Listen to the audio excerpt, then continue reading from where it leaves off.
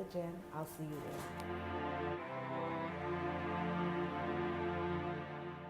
Hey, beautiful people, it is Magda Civil showing you another great set of rear delt exercises. Well, this one is a great exercise to target the rear delts.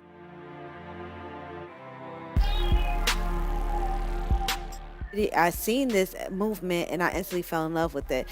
It's pretty much bringing your arm into a Y shape while you're supporting one side of your body on a flat bench and just raising your arm up in a Y and bringing it back down. I'm having Sydney demonstrate it to show you how simple this movement is.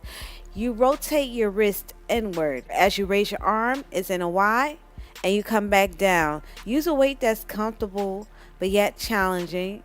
Whenever you're extending your arm and not doing a movement that's like a bicep curl where you're just shortening your arm movement, when your arm is extended, it's a lot heavier to lift the weight.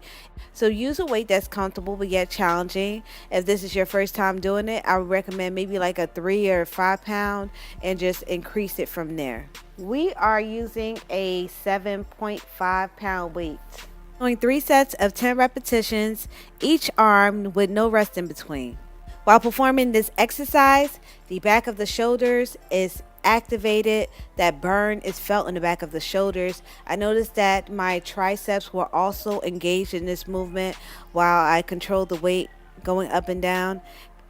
Using the mirror as a guide for proper form. If you find that you're shifting towards the side where the supporting arm and leg is on the bench, then you would need to get a lighter weight, something that's easier for you to lift without shifting your body.